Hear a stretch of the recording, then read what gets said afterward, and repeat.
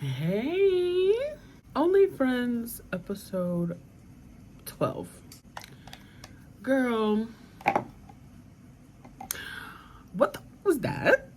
So let's start with some positives about the production overall.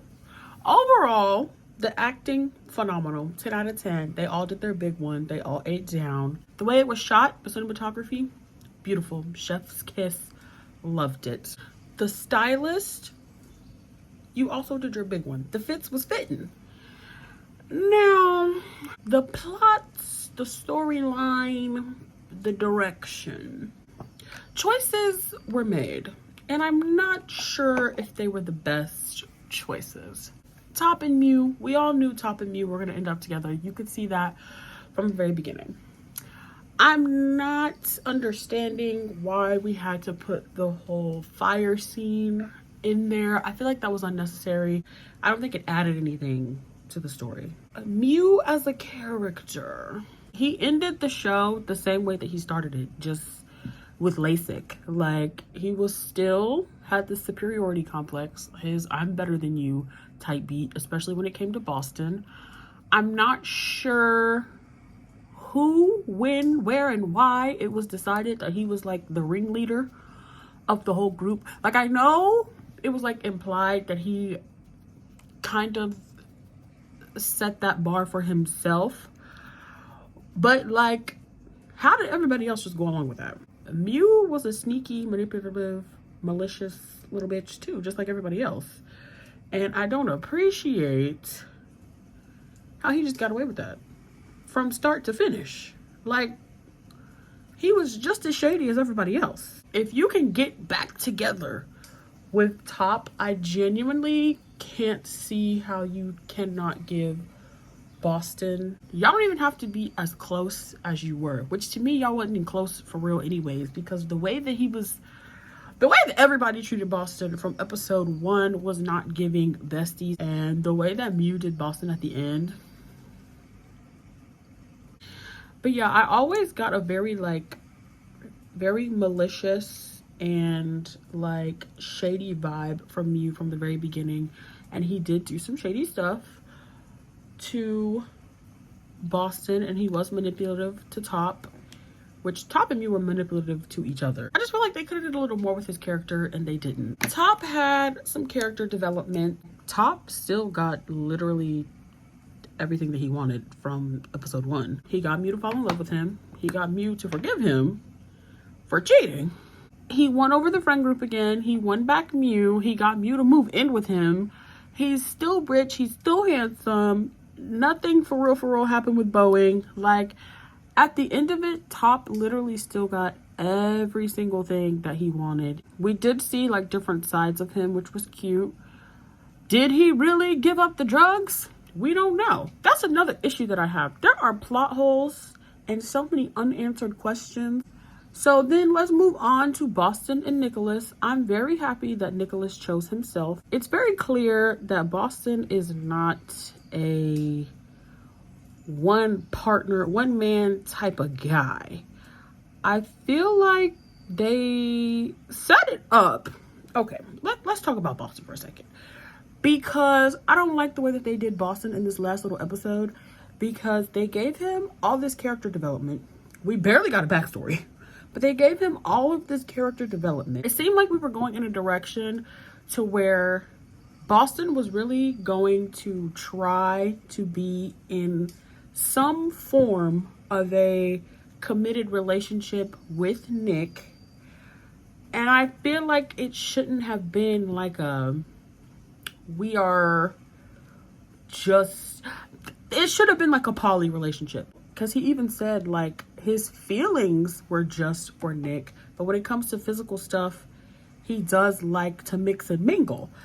So why couldn't they just have that kind of relationship? Like, Boston was demonized the entire show for liking to be with multiple people, as if poly people don't have healthy and stable relationships in the world, and that could have been their gig. That actually would have been cute, because we don't get a lot of positive poly representation in the media. So that was a missed opportunity to me, but also y'all did Boston dirty because y'all gave him all this character development and did all this with him like actually realizing, oh, there's somebody out here who loves him for who he is. And then y'all made this man cheat with Boeing.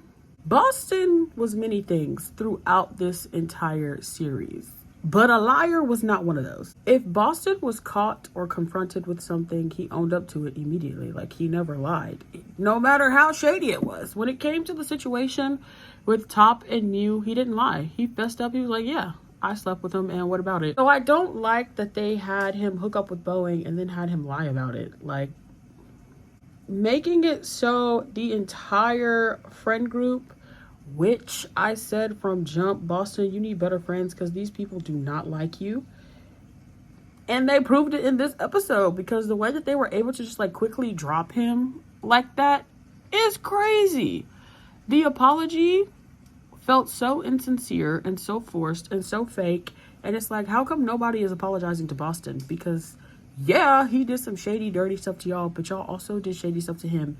And throughout this entire show, I have never heard anybody say anything positive about Boston the whole time.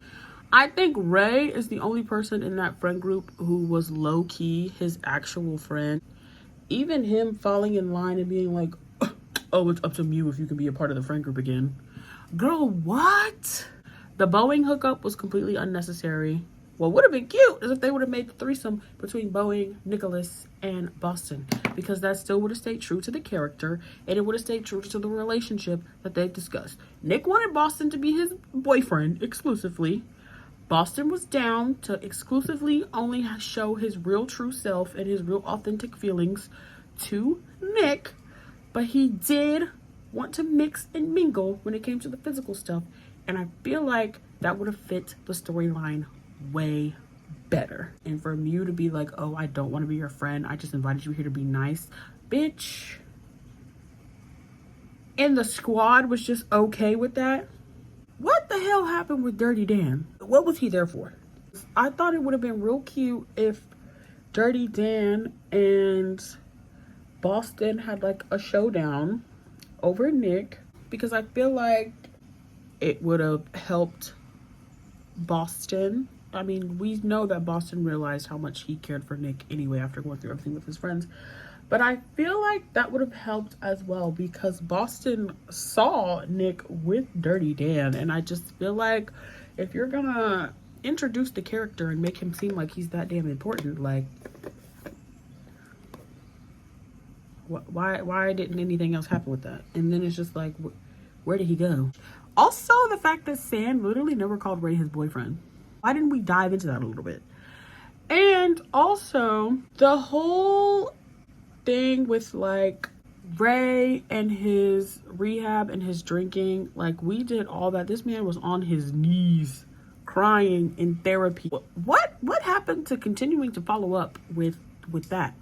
Because it's like we got no updates about any of that, and then all of a sudden they're in the pool and Sandra's like, oh, why are you drinking so much? What? Girl, we done did all of this for all of these episodes about this man and his rehab and getting his life together, and now we're what? Like, I understand when you are going through trying to give up something and you're gonna go to rehab, most people don't go cold turkey. You have to like wean yourself off of it. Totally understandable. I got it. It's like, did you say that just to try to change the subject, or... And then I think it was very obvious and very telling, that whole pool situation. Sandiana, we already know how you feel. You still like this man. Even if you're not in love with him, you still have feelings for him. You still have some unresolved issues because he cheated and dipped. So, which is why you had beef so tough with Top. So clearly, there's some things we need to resolve here. Now, was this the correct way to go about it? Of course not. But we're talking about Raymond. When has he ever went about something the quote-unquote correct way? Literally never. So, while I get it, I was like, Sandiana, this was your opportunity. You've been fighting for this man for how many episodes? And now we're here. I don't want to use the term out of character, but everybody was shaking and moving in ways that they haven't been shaking and moving. What happened? Like, what happened to the plot? Where did we take a sharp left, and how do we get here? I feel like Sand and Ray, I feel like they can work out. It's very clear that Sand likes to take care of people. Ray needs someone to take care of him. Sand is always gonna be ready and willing to do any and everything for Raymond. And Raymond is always gonna need somebody to be really ready and willing to do any and everything for him. As in, he's gonna do what he can to help, support, and be there for Sand as well. Which he low-key did say that. Will they have rough patches? Absolutely. But I think they're gonna be locked in because I don't think either one of them will find someone who fits their needs. Like, they both get something out of their relationship. We don't know enough about Shum and April, but I feel like they would stay together just to stay together. Overall, I give the show like a solid 8 out of 10. I just don't like how y'all did my guy Boston. I just feel like they demonized Boston for his lifestyle, and they gave him character development just to take it away. This man left friendless and manless. All the terrible like stuff happened to Boston. This man got lied on about something very serious, which was assault.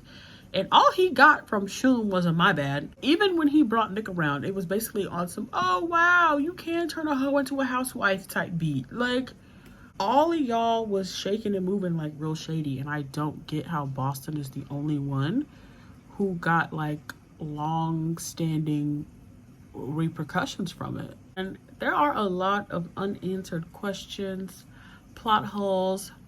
What the hell's up? Sand's mom is sick. We never got any update on that.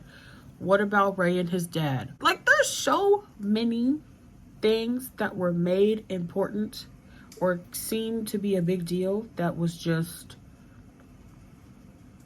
Is there gonna be a season 2? Are we gonna get some special episodes? If handled properly, a season 2 would eat down. When they showed Mix, I love Mix. But why Mix gotta be a problem? And why was Mix talking to Mew? If they do a season 2, I would prefer that we not center it around Mew and Top, please. We don't need to center it around Mix trying to start some stuff with Top and Mew. Please, something else. Please, something else. A lot of like plot lines that I feel like was just abandoned, which I actually did see. BL Chef, I love her. She made a TikTok and she was like, there was an interview that was done and they literally said that the whole point of view thing, they abandoned that like midway through. And I'm like, yeah, that ain't the only thing they abandoned midway through. This show, she was about to be a 10 out of 10 perfection. I felt it in the beginning. And then we just, anyways, those are my thoughts on Only Friends, the final episode. But it's definitely an 8 out of 10. I would, high key, I'm gonna rewatch it because it did eat down. It just lost its way towards the end. But anyway, let me know your thoughts about Only Friends down below. If there's some stuff that I missed, let's chat it up in the comments because I feel like this show got everybody up in arms. Thank you guys so much for watching this video. I really do hope that you enjoyed it, and I'll see you in the next one. Bye.